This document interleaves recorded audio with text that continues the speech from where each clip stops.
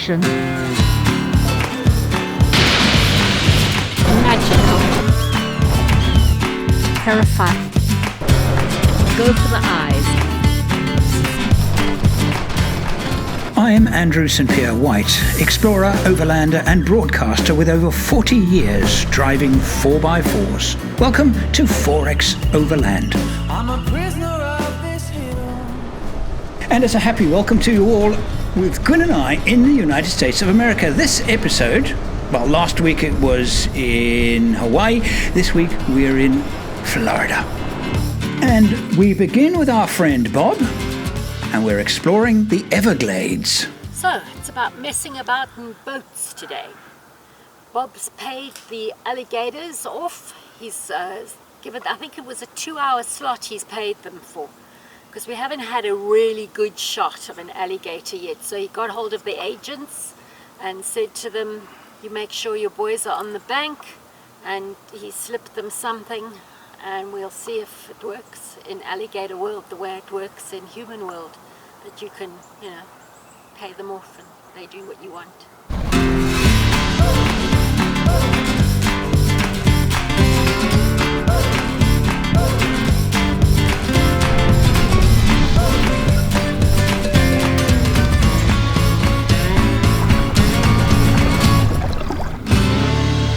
Remember, go for the eyes. That's if an alligator comes. If the alligator comes, yeah, okay.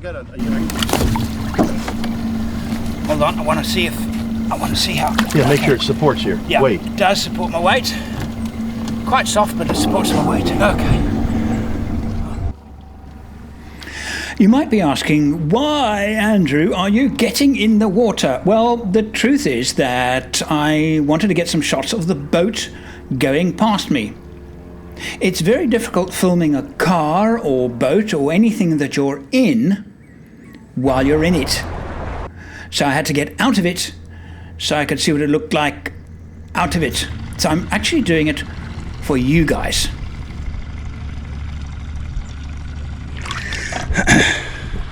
How do you like that? Is that a good shot?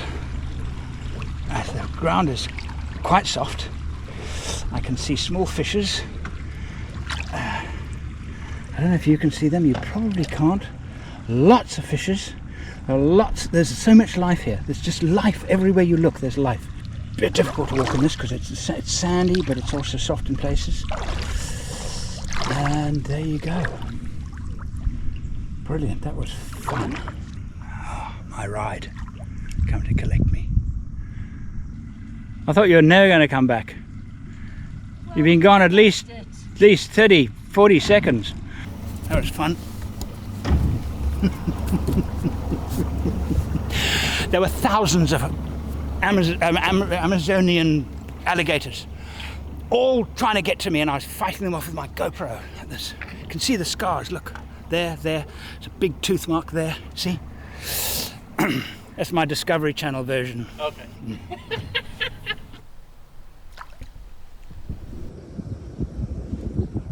It's almost impossible to get away from aircraft sound in the world today. There's very few places in the world, no matter how remote they are, that you won't hear a high-flying jet. So it's difficult to get the soundtrack, the pure natural soundtrack. It's very difficult. I gotta turn around here. Oh, okay. It's too narrow. Yeah. The normal way to see the Everglades is with an airboat, where you share an hour or two with 11 other screaming people. It's just not our scene. So instead we're doing it the exact opposite.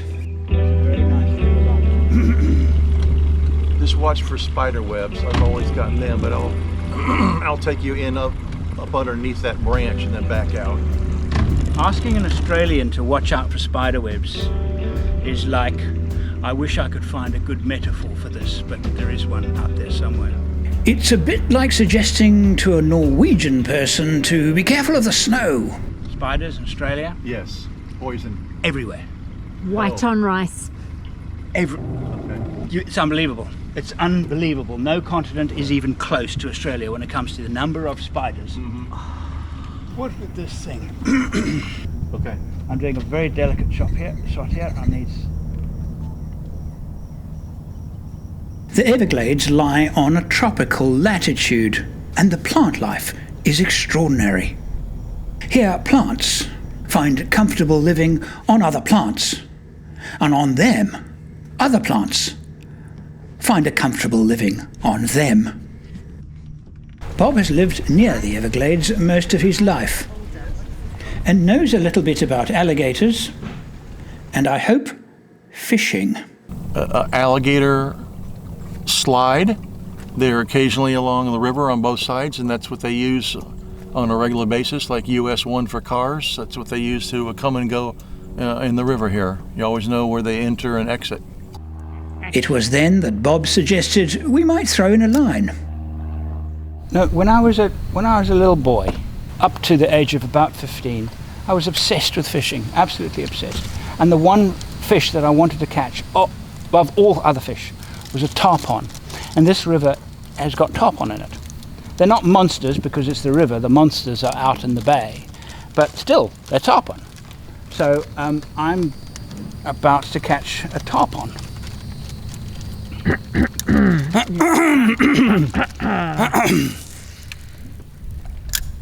This is why we don't have a fishing channel. It's an off-roading channel. Strictly speaking, where we have been enjoying our day is not the Everglades itself, but 100 or so miles north of it.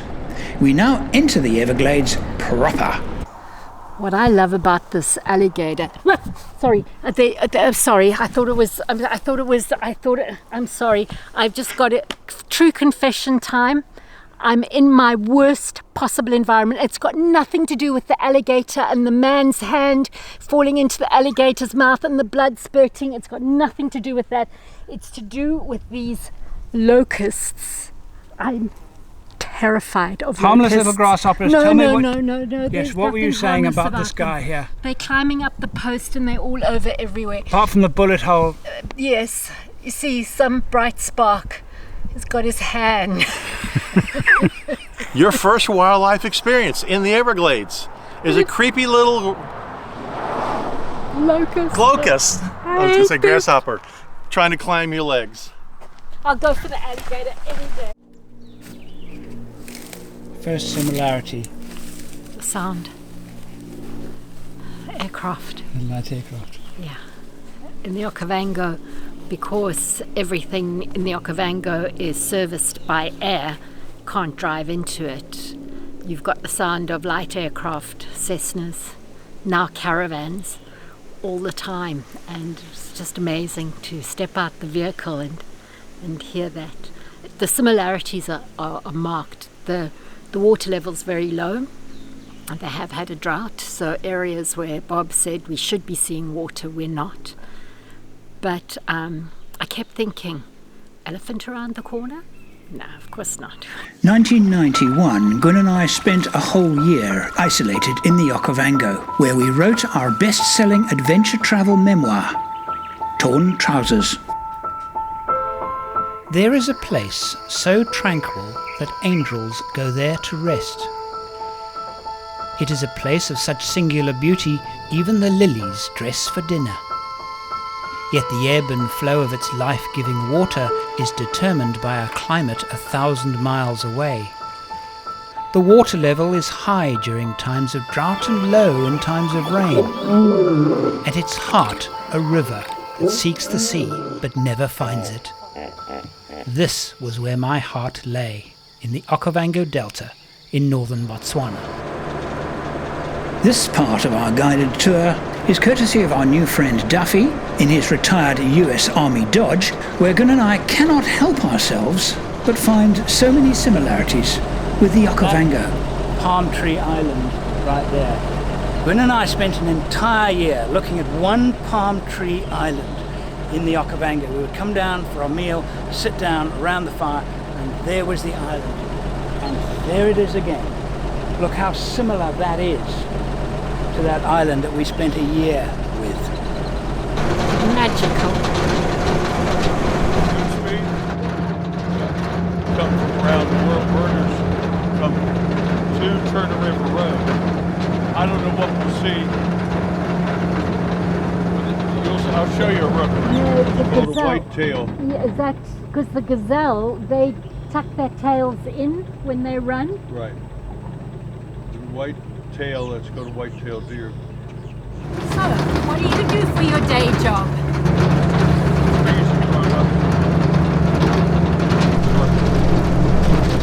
This truck is a The 1942 CCKW, which is a General Motors GMC 2.5 ton 6x6.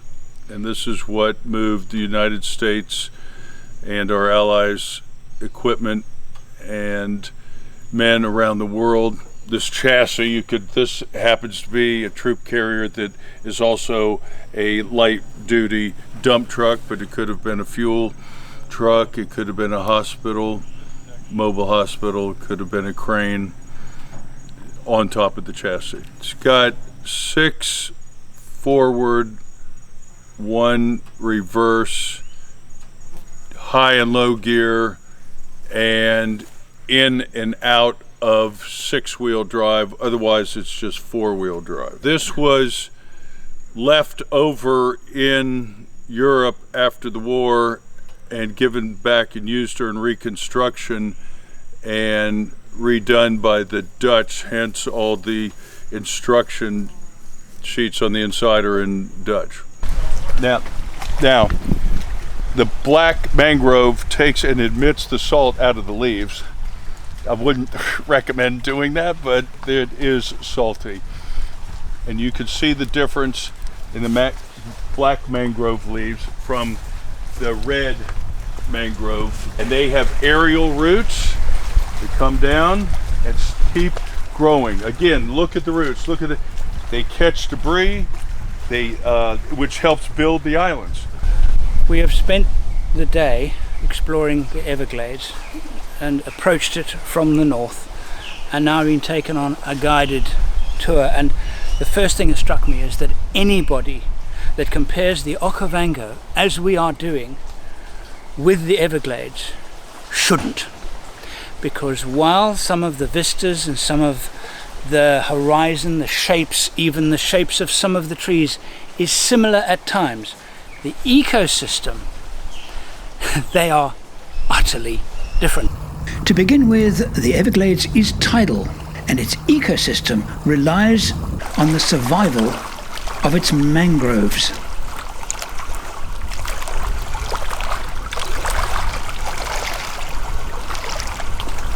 This is a shell mound from, I call it prehistoric man, you can call it whatever. I believe it was the Calusas. And from what I understand, this species of clam no longer exists down here. That's why we know that it's that old.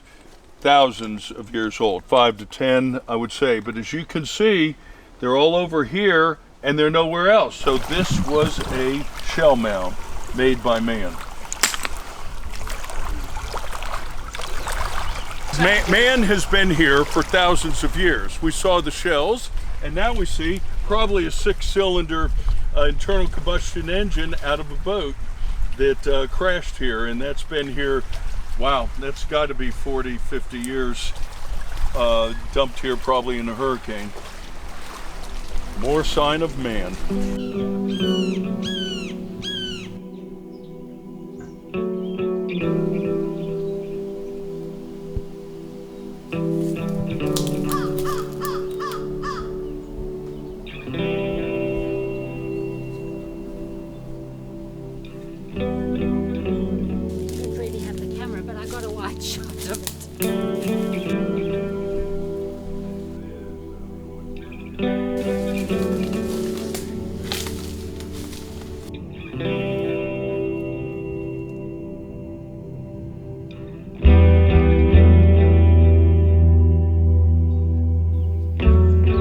Have been extraordinarily lucky.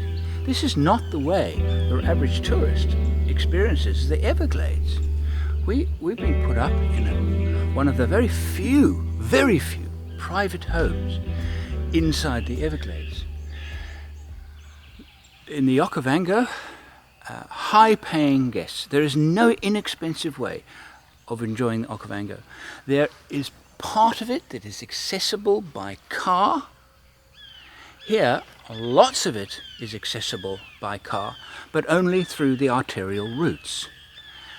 From there, none of it is accessible by car because there are no tracks and no roads. And of course the water prevents access by ordinary vehicles. But not by extraordinary vehicles, as Duffy will now explain. This is a swamp buggy. Yeah. For going through the swamp. And so you don't use this in super deep water, but you might get holes that go down in the 2-3 foot range, but you're not going to go through a canal with this. No. And we're not going through lakes. And if a slough with the really deep cypress deep things, it may get to where it's this deep, and no, you wouldn't do that. But you can see by the flora, the trees, what the terrain's going to be like, and you go try to drive in the area that you're not going to sink. They're all different. They're handmade. Everything's made.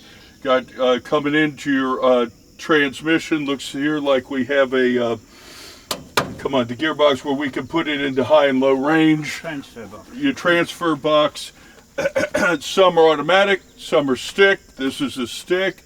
What else? Question. It's made from parts. Because man has had a much bigger influence over the Everglades when compared to the Okavango, it is even more strictly controlled to prevent further damage to the wilderness. And there are lots and lots of programs to restore the Everglades, despite the fact that there are these arterial routes cutting it into sections and restricting the flow of water and restricting the movement of animals. So lots being done and controls being tightened over the last several decades. The Okavango is similar in that tightly controlled, because these pristine wildernesses, because they're so wonderful, are subject to being taken over and being exploited. And these restrictions, while us as adventure travelers would say, it's so sad that that the restrictions have to be put in. It's absolutely necessary, because we have to think about the protection of wilderness areas, and this is just another one. So we've been very, very lucky to enjoy it the way we have. And I highly recommend that people consider the state parks as opposed to the national, because people hear about the national, but there's some real gems. I've camped out in real primitive sites with no water, no table, no outhouse. You're probably not supposed to be, but I mean, yes, heck yes. But you could drive there in your Cadillac. You don't have to have four-wheel drive, but you could take your type of camper thing, drive up, open up, and then you could walk and experience the Everglades thing. And I would highly recommend state parks, little ones around the different parts of Florida. They offer. And will you see people? We've gone to places and been there for 2 nights and seen no one. Others you might see 1 or 2. That's what I'm talking about. It just depends, because how difficult it has to get there, what's the temperature, what's the bug situation, and who's going to put up with that. That's it. And how many people really want to do this. Good answer. As we conclude our visits to the Everglades, we'd like to thank Bob and Duffy for their hospitality as we leave the best of Florida for last. Okay, there's a third one further back. We took 56 feet tall and 45 minutes to open the door. A guided tour around what is the most impressive aerospace museum of them all. And for me personally, the most impressive museum I have ever experienced. This, for example, is the actual gangway that the Apollo astronauts walked on their way to the command module before setting off for the moon.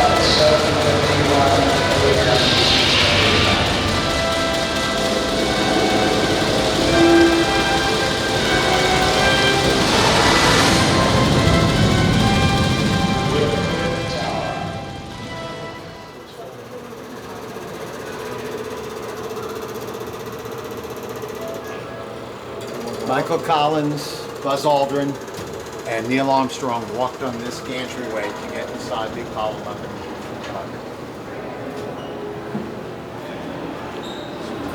Of course, this is the Apollo capsule. It reminds me of the seat on an average Qantas flight. They had more space Than what? than the average Qantas flight. Oh, far more space. Look, They they even can... have to remove the magazines to get their knees to fit. Standing underneath the shuttle. It's just incredible.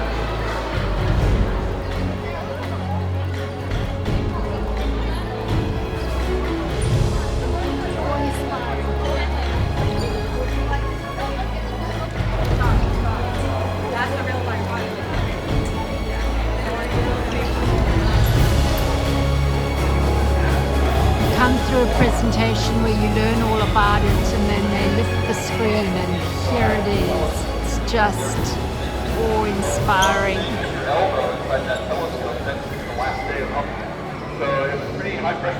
Amazing.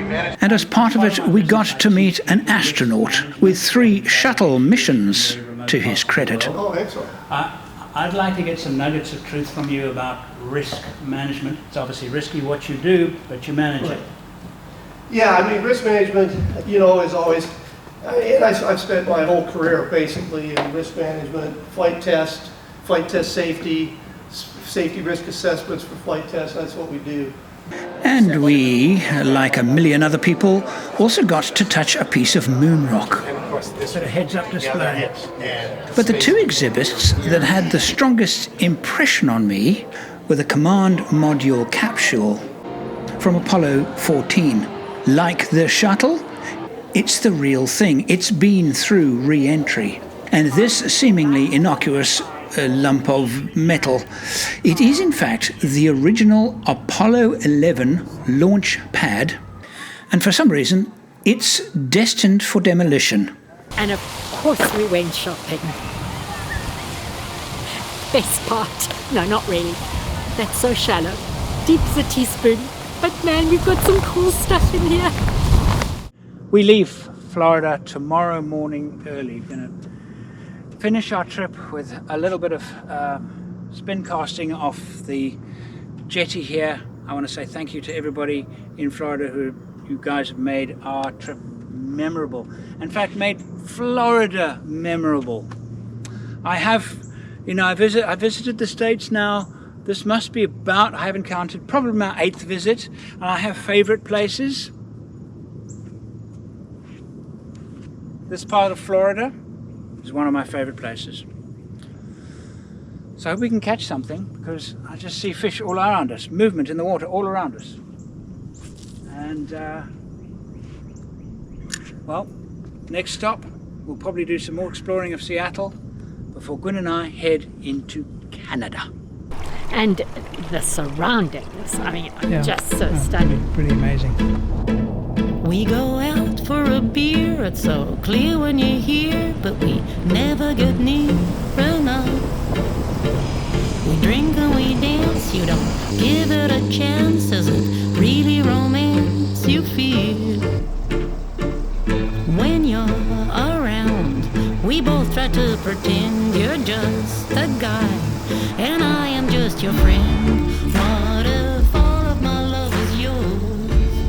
What if you were the one I chose? Actually, it's the best reason for coming to the United States of America.